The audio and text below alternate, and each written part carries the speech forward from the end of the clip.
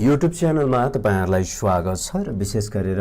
पछिल्लो समयमा मैले तपाईहरुलाई शेयर मार्केटसँग सम्बन्धित ट्रेनिङहरु पनि दिँदै आएको छु र बीचबीचमा विभिन्न इन्फर्मेसनल भिडियोहरु पनि तपाईले यो च्यानलबाट पाइ नै राख्नु भएको छ र विशेष गरेर शेयर मार्केटको ट्रेनिङहरु चाहिँ अलिकति समय व्यस्तताको कारणले गर्दाखेरि पनि बीचबीचमा अलिकति ग्याप भइरहेको छ तर पनि तपाईहरुले निरन्तर ट्रेनिङ पाइ नै राख्नु हुनेछ र अब हामीले यो भन्दा अगाडि बेसिक कुराहरु चाहिँ बुझि पनि सकेका छौं धेरै कुराहरु तपाईले बुझिसक्नुभयो primary market IPO FPO secondary मार्केटमा कसरी जाने हैन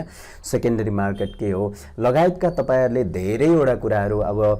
बोनसको कुराहरु क्याश डिभिडेन्डको कुराहरु पनि तपाईहरुले बुझिसक्नु भएको छ र आजबाट सुरु हुने सेसन चाहिँ अलिकति हाम्रो लागि अलिकति महत्त्वपूर्ण नै छ अलिकति भ्यालुएबल नै छ तपाईहरु पुरानो हुनुहुन्छ भने अब तपाईहरुलाई थाहा पनि होला अथवा तपाईहरु नयाँ हुनुहुन्छ भने यो तपाईहरुको लागि एकदमै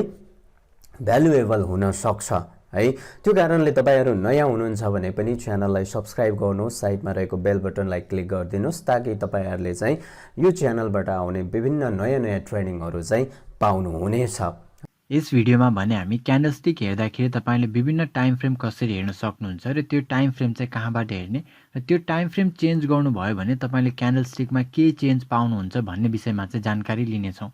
अहिले र अघि यो भन्दा अघिल्लो भिडियोमा जुन मैले तपाईहरुलाई क्यान्डलस्टिक देखाएँ त्यसमा मैले के भनेको थिएँ भने यो हरेक क्यान्डल चाहिँ एक दिन रिप्रेजेन्ट गरेको हुन्छ जस्तै यहाँ मुनितिर यदि तपाई डेट हेर्नुहुन्छ भने जस्तै यो क्यान्डल जुन रेड क्यान्डल छ यो जुन रेड क्यान्डलमा यदि म आफ्नो माउस लान्छु भने 19 जनवरी लेखेको छ त्यसपछि 20 21 24 25 यसरी हरेकमा चाहिँ एक दिनको मात्रै डेट चाहिँ आएको छ अब यो हुनुको कारण के छ त भन्दा यदि तपाई यहाँ माथितिर हेर्नुहुन्छ भने यहाँनिर तपाईले चाहिँ एउटा डी भनेको लेटर चाहिँ देख्नुहुन्छ र डी को अर्थ हो डेली यानी तपाईले यदि डेली चुज गर्नुभयो भने यो जुन पनि क्यान्डल छन् हरेक इन्डिभिजुअल क्यान्डलले तपाईलाई एक दिन देखाइराखेको हुन्छ अब यहाँनिर क्लिक गर्छौं भने चाहिँ यहाँनिर तपाईले टाइम फ्रेम छुट्टा छुट्टै पाउनुहुन्छ जस्तै मिनेट देखि लिएर 1 मिनेट देखि लिएर 12 महिनासम्मको टाइम फ्रेम चाहिँ तपाईले पाउनुहुन्छ जस्तै अब मैले यहाँनिर यदि यो 1 वीक चुज गर्छु भने 1 वीक चुज गर्दाखेरि के चेन्ज आउँछ त भन्दा अब चाहिँ हरेक क्यान्डलले एक हप्ताको टाइम फ्रेमलाई चाहिँ डिनोट गरेको हुन्छ यानी जस्तै तपाई यो ग्रीन क्यान्डल देख्दै हुनुहुन्छ यो ग्रीन क्यान्डलले भने अब एक हप्ताको टाइम फ्रेममा देखाएको छ यो भनेको 23 फेब्रुअरीबाट स्टार्ट हुने वीक जुन एक हप्ता हुन्छ त्यसलाई देखाएको छ भने त्यसपछि यहाँनिर आउँछ भने चाहिँ 1 मार्च देखि लिएर आउने एक हप्तालाई देखाएको छ र यहाँनिर अब यो अरु चाहिँ सबै हाम्रो फन्डामेन्टल जुन क्यान्डल स्टिकमा यो भन्दा अगाडि सिकेको कुराहरु छन् त्यो सबै चाहिँ सिमिलर नै रहन्छन् जस्तै यो ग्रीन क्यान्डलको यदि हामी कुरा गर्छौं भने यो वीक जब स्टार्ट भयो यानी कि जुन तपाईको 23 बाट स्टार्ट हुने वीक थियो त्यो वीक स्टार्ट हुने बेलामा भने क्यान्डल ओपन हुँदाखेरि चाहिँ नेप्से जुन थियो नेप्से 1436 मा यानी कि 1436 तिर रेन्जमा ओपन भयो र त्यो वीकको अन्तिमसम्म हेर्ने हो भने चाहिँ नेप्से 1628 को रेन्जसम्म पुग्यो र त्यसपछिको हप्तामा हेर्ने भने सुरुमा चाहिँ माथिपट्टि ओपन भयो 1639 मा र त्यो वीक सकिँदाखेरि यानी कि त्यो हप्ताको इन्डसम्म आउँदाखेरि भने नेप्से झरेर चाहिँ 1433 1433 सम्म चाहिँ आएको थियो यसरी चाहिँ हामीले एक हप्ताको बीचमा चाहिँ के कस्तो कुराहरु भयो भने चाहिँ देख्न सक्छौं र त्यस्तै गरेर यदि हामी माथितिर आउँछौं भने जुन यो वीकको कुराहरु छन् वीकको कुराहरु पनि लगभग त्यही नै छन् र यहाँनिर फरक त्यति मात्र हो कि यसमा चाहिँ एक हप्तामा सबैभन्दा हाईएस्ट चाहिँ यो वीकमा चाहिँ यो जुन रेड क्यान्डलको वीक हेर्छौं भने 21 24 2124 चाहिँ हाईएस्ट थियो र यो हप्ताको सबैभन्दा लो पोइन्ट हेर्ने भने चाहिँ 1873 चाहिँ सबैभन्दा लोएस्ट पोइन्ट रहेको थियो त्यस्तै गरेर अब हामी वीक छोडेर यदि हामी आवर हेर्छौं भने अब चाहिँ हामीले हरेक घण्टाको चाहिँ एउटा क्यान्डल पाउँछौं अब यहाँनिर हेर्छौं भने चाहिँ अब हरेक क्यान्डलले चाहिँ हामीलाई एक घण्टाको टाइम फ्रेमलाई देखाएको छ जस्तै हामी यो ब्लू क्यान्डलबाट स्टार्ट गर्यौं भने यहाँनिर चाहिँ के छ 14 जुनको 11 बजेको छ त्यसपछि भने यहाँनिर गर्छौं भने यहाँ चाहिँ 12 बजेको छ 14 जुनकै छ है त्यसपछि 14 जुनको 13 यानी 1 बजे 2 बजे र 3 बजे यानी कि जुन 1 2 3 4 5 वटा क्यान्डल छन् यो 5 वटा क्यान्डलले भने एक दिनलाई रिप्रेजेन्ट गरेको छ र यो एक दिनलाई हेर्छौं भने चाहिँ सुरुमा बजारले बुलिश मोमेन्टम देखायो त्यसपछि भने अलिकति दिउँसो कम भएर 3 बजे चाहिँ ओपन भन्दा क्लोज चाहिँ अझै थोरै हाईमा चाहिँ क्लोज हुन सकेको भन्ने खालको कुरा चाहिँ यसमा देखाएको छ र यो भनेको तपाईको एक दिन भरिको 5 घण्टाको चाहिँ तपाईको ट्रान्ज्याक्सनमा के कस्तो मुभमेन्ट चाहिँ रह्यो भन्ने कुरा भयो त्यस्तै गरेर अब भोलि पल्टको यानी कि यहाँ हेर्छौं भने 15 जुन छ र यो 1 2 3 4 5 वटा क्यान्डल 15 जुनकै रहन्छ। 15 जुनमा हेर्छौँ भने ओभरअल मार्केट चाहिँ तलपट्टि आए जस्तो देखिएको छ। त्यसपछि अर्को हामी ग्रिन क्यान्डल लिन्छौँ भने त्यो चाहिँ यो जुन छ यो 16 जुनको रहेको छ। यहाँबाट 16 जुन, फेरि 16,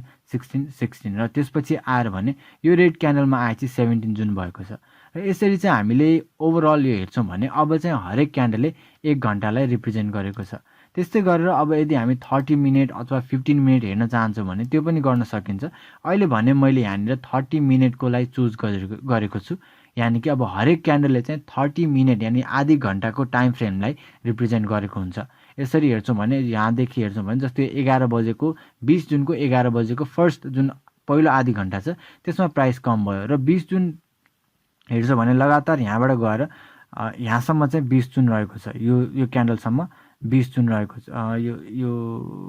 यो क्यान्डलसम्म 20 जुन चाहिँ रहेको छ। यानि 20 जुनमा यदि हामी ओभरअल मार्केट हेर्छौँ भने यो एरियामा चाहिँ के भएको छ, मार्केट चाहिँ तलतिर झरेको छ। 20 जुन हेर्ने हो भने यहाँनिरबाट तपाईँको 20 जुन स्टार्ट छ र त्यहाँबाट सकेर 20 जुन चाहिँ यहाँसम्म आएको छ। यानि कि ओभरअल 20 जुनको यदि हामी कुरा गर्छौँ भने 20 जुनमा चाहिँ मार्केट कम भएको छ। र त्यो हामीले कहाँनिर हेरेर थाहा पायौँ त भन्दाखेरि हामीले चाहिँ 20 जुनको कम्पेरिजन अहिले 30 मिनटमा गरेका छौँ र यदि 30 मिनटको क्यान्डल हेर्छौँ भने चाहिँ 20 जुनमा मार्केट तल गयो जस्तो देखिएको छ। त्यस्तै गरेर अब 22 जुन हेरौँ। 22 जुनमा हामी हेर्छौँ भने 22 जुन स्टार्ट, यो जुन रेड क्यान्डल छ यो यहाँबाट चाहिँ स्टार्ट भएको छ र 22 जुनमा हेर्छौँ भने एक्चुअली ओपन यहाँ माथितिर भयो भनेको तपाईँको